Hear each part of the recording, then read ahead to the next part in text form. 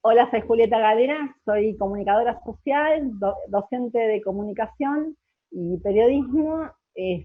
Soy periodista desde hace muchos años. Entonces me interesa, sé que obviamente sos una mujer con grandes convicciones y que obviamente no duda cuando tiene que luchar por sus derechos y salir a la calle. Entonces me interesa saber personalmente a vos qué significa las movilizaciones sociales para vos y cuáles son tus motivaciones para obviamente luchar por tus derechos primero, ¿no? Si nos querés contar. Bueno, complejo la respuesta. Es un rejunte de una sumatoria de un montón de cosas. Yo te puedo decir por qué marcho yo, pero no por lo que marcha todo el mundo. Creo que es algo muy particular y cada persona la moviliza algo distinto. A mí particularmente me parece que si uno no tuvo el ejemplo, la vivencia de alguien cercano que participara en política, que fuera a las marchas, por ahí no siente que es algo natural, no lo ve como algo familiar, por la pasión, por las vísceras. Si vos no lo sentís, no lo podés hacer. Y después también de muy chica, viste, cuando uno es chico, tiene el ejemplo de los amigos. Y bueno, desde muy chica con mi mejor amiga hablábamos del jardín y la primaria, hablábamos mucho de política. Cuando fue al secundario, ella fue a una escuela pública y yo una privada. Y ella en el Manuel Dorrego de Morón luchaban por el boleto estudiantil. Y yo en ese momento, en primer año, como era prohibida cuando la estrenaron la Noche de los Lápices, vi la Noche de los Lápices, que es la lucha por el boleto estudiantil. Entonces ahí mi amiga se transformó en un referente político. Para mí era Gardel, era como como la presidenta, ¿entendés? Yo la quería imitar a ella. Entonces, para mí la lucha política tiene que ver con un montón de cosas. Y nunca estuvo en mi cabeza que era algo que estaba mal, porque en mi familia nunca se juzgó y en mi familia se participaba en política. Entonces está en mi ADN, es parte de mí. Y con el tiempo fui participando de distintas formas en las marchas, y con distintos compromisos, y cada marcha es distinta y cada lucha es distinta, porque te mueve distintas cosas. A veces lo haces porque la lucha es por vos misma, y a veces es porque crees que es para cambiar las cosas, para construir un mundo mejor, para que haya menos injusticia social, y si son los valores que te mueven, entonces luchas por eso, pero creo que tiene que ver con los valores de cada uno. Si vos Totalmente.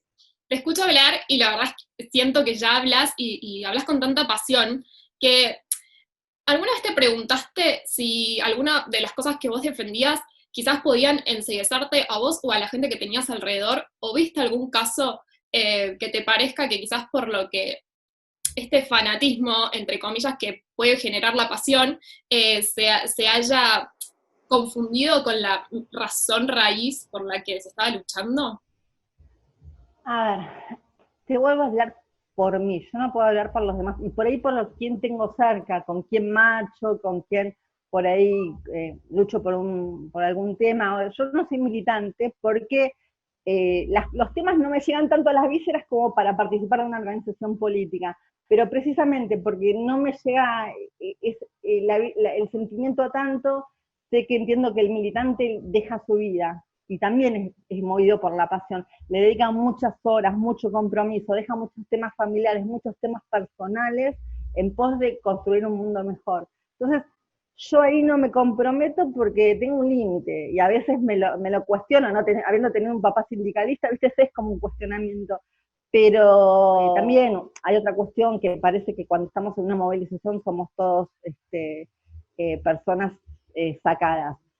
A ver, ¿por qué digo esto?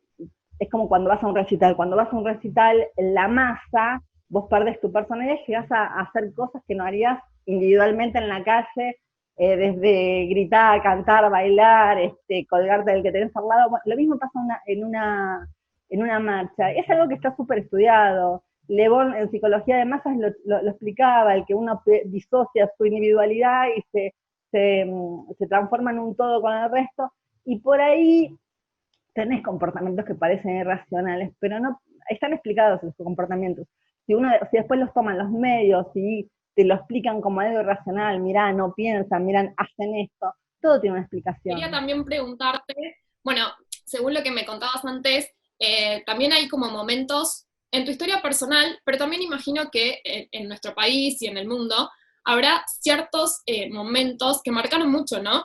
La cuestión de las marchas sociales. Mira, nuestro país está, digamos, desde el vamos marcado por la marcha, por ocupar el espacio público, la esfera pública, desde la Revolución de Mayo. La Revolución de Mayo no fueron 15 tipos, 20 tipos sentados en el cabildo. Fue un montón de gente que se movilizó afuera para apoyar que dejáramos de apoyar al gobierno, a la corona española, y también estaban los que estaban a favor de seguir apoyando la monarquía. Entonces nuestro país desde el vamos está asignado por las marchas. En de mayo Moreno empezó a publicar funda la Gaceta de Buenos Aires, que es el primer diario argentino, el primer medio argentino, y empieza a publicar el contrato social. Entonces, esa revolución burguesa que sucedió en Argentina, que tuvo que ver con una marcha, tuvo una inspiración en la Revolución Francesa. Después, el modelo político y económico que toma Argentina tiene que ver con esa revolución burguesa y con la que estaba pasando en Inglaterra, que tenía que ver a raíz de la revolución industrial, que por eso Belgrano estaba fomentando el capital de Adam Smith. Desde ese momento, hasta ese momento, el pueblo por ahí no salía mucho a la calle, porque tenemos que entender que era otro país con otro mundo, ¿no? Donde el pueblo no, la gente común no tenía espacio en la esfera pública, en el espacio público.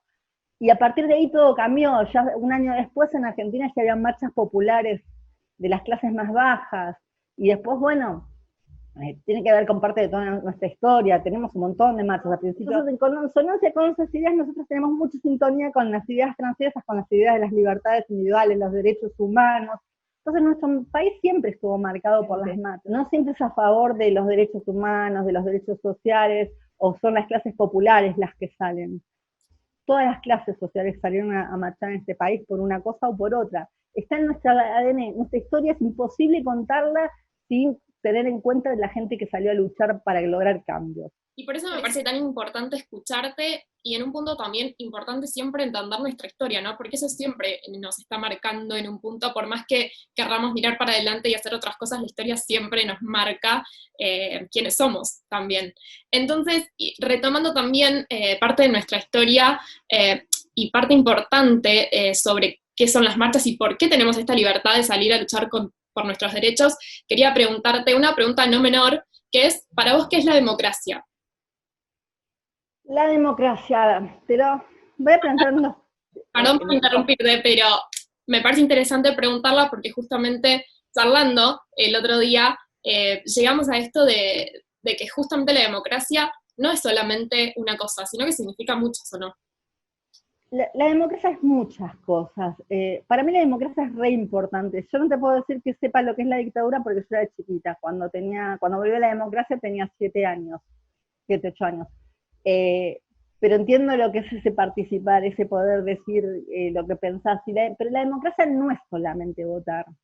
La democracia justamente tiene que ver con ese ADN de la Revolución de Mayo, que bueno, nos plantea una democracia participativa, que no es que solo con el voto le delegamos el poder a nuestros gobernantes, sino que nosotros participamos en la vida política de la sociedad de un montón de formas. La política es un montón de instancias en las que uno participa. Uno puede participar en diálogos con las instituciones municipales, provinciales, nacionales, con sindicatos que tengan de intermediarios con los partidos políticos o con las mismas instituciones del Estado, participando en agrupaciones políticas, participando, por ejemplo, en asociaciones de profesionales. Por ejemplo, en nuestro caso, nuestra profesión no la tiene, que es la de comunicadores, pero, por ejemplo, el colegio de abogados, las colegiaturas son instancias para poder dialogar con las instituciones que toman decisiones.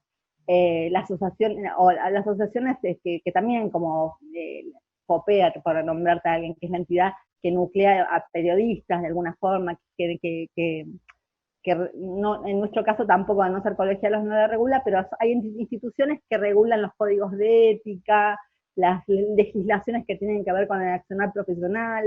A ver, uno al ser un profesional, por ejemplo, un arquitecto, un contador, un abogado, cuando se recibe, paga una matrícula, y elige representantes, porque obviamente al ser una sociedad tan grande, no podés participar directamente, pero elegís gente que represente tus ideas, que con quien te sientas representado y esa persona va a dialogar. Y después hay otras instancias, asambleas, como te contaba mi papá que participaba en el sindicato cuando Aerolíneas estaba en crisis, hay un montón de instancias, asambleas en las empresas, asambleas en los sindicatos, eh, no sé, se Y me lo ocurren un importante, montón de instancias de participación política.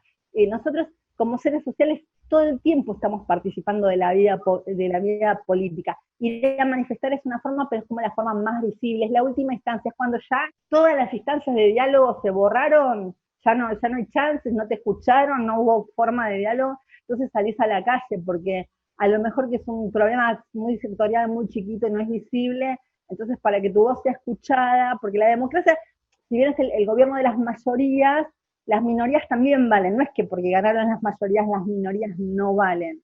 Hay todo un tema, para, hay que saber qué es la democracia, qué es la política para entender cuando discutimos por qué una manifestación es válida siempre o no.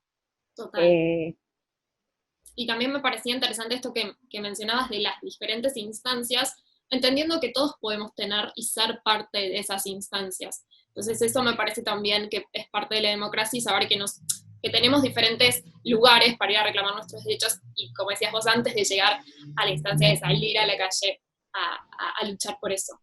Me Sí, parece. disculpame, todos podemos participar. Mira, los centros de jubilados también son instancias donde pasa la política, la cosa pública. Los centros de estudiantes, los chicos de 15, 13, 14 años, también hacen la cosa pública y hacen política. Y no es una política menor, es una política como la que hacemos todos. Bueno, por otro lado también me contabas hace un ratito, y me parece muy interesante también esta idea que trajiste del ADN que, que, que tenemos sobre luchas sociales y movilizaciones. Y quería preguntarte, ¿qué te parece que compone ese ADN más allá de la historia? ¿Hay otros factores que hagan a este ADN que tenemos? En Argentina, en la currícula estaba institucionalizado que había que enseñar la Constitución, sobre todo el preámbulo, cómo se sancionaba una ley, las leyes, los distintos procesos, las distintas instancias, qué era un voto en blanco, si valía un voto en blanco o no, no sé, un montón de cuestiones que parece que no tienen sentido, que tienen sentido solo cuando vas a votar, y son sumamente relevantes. O después la ley de contrato de trabajo, vos estudiabas contabilidad o materias en la secundaria o en la primaria incluso, y había un montón de contenidos curriculares que te formaban como ciudadanos.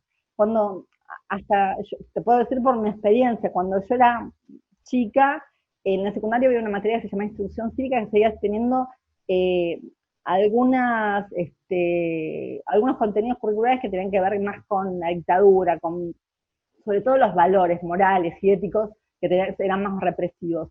Y después se cambió a educación cívica, y ahí es donde nosotros aprendemos todo eso, aprendemos a ser ciudadanos, a comportarnos como ciudadanos y a darle sentido al Estado, para qué sirve cada instancia. Después, bueno, uno lo puede incorporar más o menos de acuerdo a las experiencias cercanas que vos tenés, porque uno aprende con el ejemplo, no aprende solo de los libros, uno aprende con lo que tiene, con lo que ve, con lo que observa. El pibe, el chico, aprende copiando, aprende observando, aprende escuchando. Como el caso en Argentina, y mira, curiosamente tiene que ver de vuelta con Mariano Moreno, fundador de la Gaceta. No lo he checado, no he hecho una investigación académica sobre los medios en Argentina, ¿no?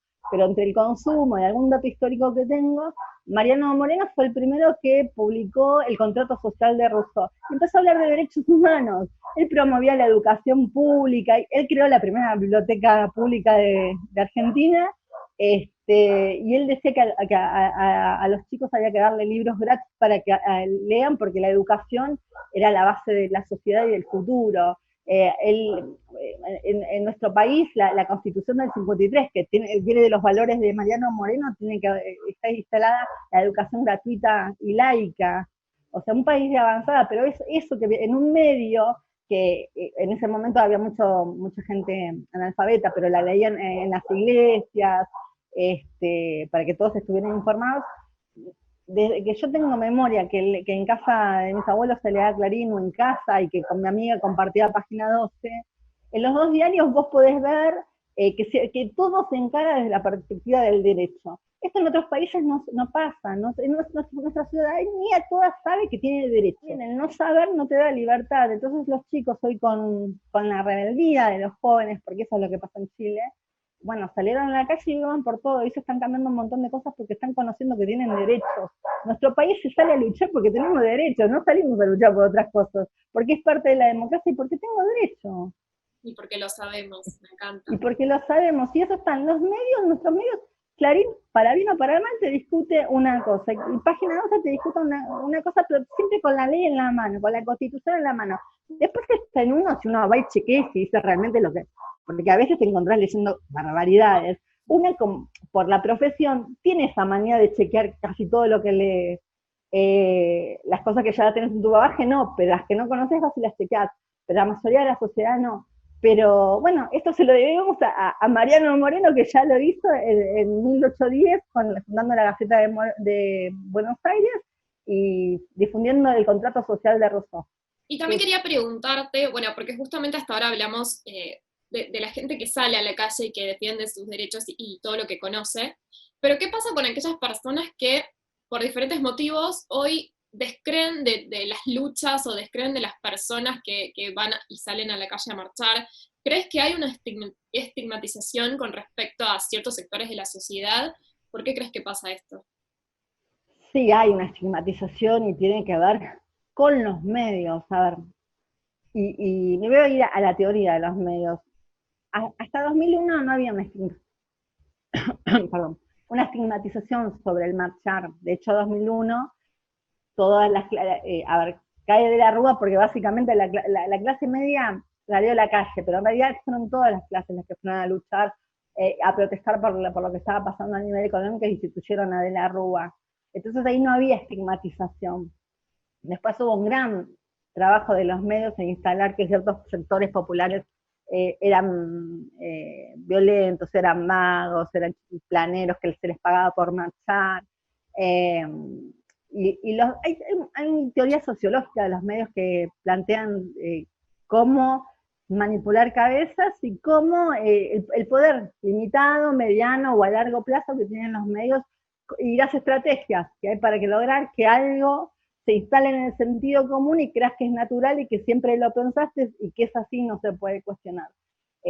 Mauro Wolf, en su libro Sociología de Masas, plantea todas esas teorías, entonces cualquier ciudadano podría chequearlo y bueno, los medios hicieron un gran trabajo en la estigmatización, pero es algo bastante novedoso y sí, hoy uno, a ver, no decís en algunos lugares que vas a marchar, hasta incluso en la familia, como la grieta está tan grande, ¿viste? Tratás de tu participación política hacerla en vez de pública, privada, algo que hasta es aberrante, porque creo que es un orgullo decir voy a luchar, pero en los últimos años, 4 años, lo he sentido. Y la estigmatización es justamente por un discurso de propaganda, como se llama, ¿no? No es que sea a favor de algo o en contra, se llama así la teoría, que es manipulación cabezas para instalar que cierto sector de la sociedad es tu enemigo, lo que hace es malo, no lo hace por convicciones, y te quiere hacer el mal. Ese discurso, esas ideas con distintos discursos, distintas ideas, se fue instalando en la sociedad. Y hoy, no sé, es muy difícil salir de ahí. Bueno, cada uno tiene que vivir su propia experiencia, ¿no? Pero lo que te hace conocer es la experiencia, no son los medios ni los libros. Son parte, te abren la cabeza, te ayudan. Pero el moverte en la calle, o con la gente, o en los distintos espacios, en las distintas esferas, es lo que te da el verdadero conocimiento de un fenómeno. Todo lo demás, todo lo que leemos, ya sea en medios o libros o en la escuela, que alguien te lo cuenta, es una versión simplificada por una cuestión obvia, es limitar información y tratar de brindar una mirada sobre algo. Y siempre va a ser subjetiva, porque todos somos sujetos que tenemos valores, una forma de interpretar la realidad, un marco para interpretar la realidad, ya sea teórico, ideológico, de valores éticos y morales. Y nadie está exento de eso. Entonces, ya sea un libro o un medio o una persona, todos estamos sesgados por eso mismo. Por eso me encanta hablar con personas como vos que me dan una gran visión también de todo este fenómeno, si se quiere. Y Juli, también te quería para no robarte también más tiempo, hacer como una última pregunta que tiene que ver también con esto que me interesa indagar, que tiene que ver más que nada con resultados o qué acciones concretas, o si tienen resultado de las movilizaciones sociales a corto o largo plazo. ¿Cómo lo ves vos eso? Sí, definitivamente. A ver, hay cosas que tienen más o menos, y hay cosas que parecen que hoy no lo tienen y en 20 años lo tienen. Legal. El aborto legal, mira, se empezó en el 87, empezó el Encuentro Nacional de Mujeres. Y ahí más o menos se empezó a hablar, eran muy pocas las personas que iban. En el 94, cuando se hace la reforma constitucional, se plantea una ley de derechos sexuales y reproductivos. Y bueno, lo del aborto tímidamente, bueno, nada, no. Y después se siguió hablando en los encuentros nacionales de mujeres que no eran masivos, no son lo que son hoy, que van 30, 40, 50 mil mujeres.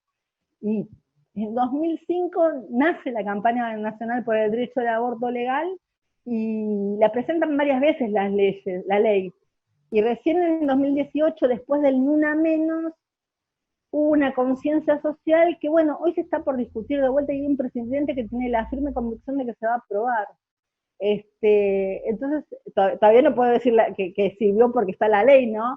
Pero igualmente hay algo que es súper importante, en estos 2 últimos años, y en este tiempo de cuarentena sobre todo, ha habido como una revolución en cuanto en el mundo empresarial respecto a plantear el tema de la inclusión de diversidades, que por ahí se discute mucho en los medios cuando el Ministerio de Mujeres y Diversidades y el presidente plantean que no sé, el Banco Nación tenga el cupo laboral trans, o que ciertos ministerios e instituciones del Estado incluyan en el lenguaje inclusivo, pero a la vez en el mundo privado de las empresas se está dando esta conversación, y es algo que también viene hace 10 años, se cumple, creo yo, hoy o mañana, desde ONU Mujeres, el tema de la inclusión laboral, de la inclusión de la mujer en el mundo y de las diversidades en el mundo laboral, y como promotor de desarrollo local, nacional, y como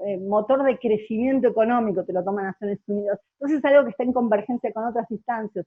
Entonces, y esto yo creo que no hubiera pasado si no hubiera habido el Ni Una Menos, la primera marcha en 2015 del Ni Una Menos, y si no hubiera habido la revolución de las hijas del aborto legal, donde hay muchos temas que cambiaron la mirada, que cambiamos como sociedad la mirada en 2 o 3 años, porque hay leyes que tienen que ver con la inclusión, que no tienen que tienen mirada binaria, que se hicieron en 2012, 2009, la del matrimonio igualitario y la de la ley de identidad de género. No son binarias, no tienen una mirada, tienen algunas falencias, y hoy las pensamos y les vemos los errores. Entonces, y que hoy la ESI sea transversal hasta incluso instituciones empresariales, aunque haya sectores que las discuten.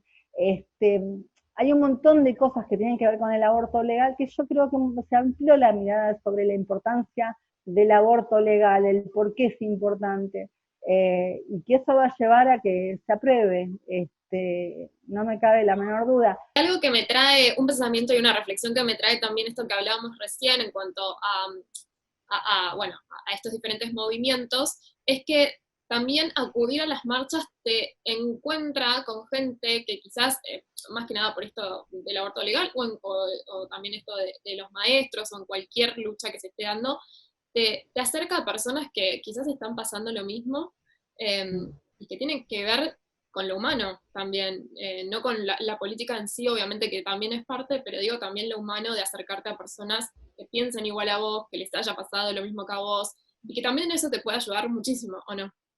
Sí, totalmente. En otras por las convicciones, en otras por la bronca.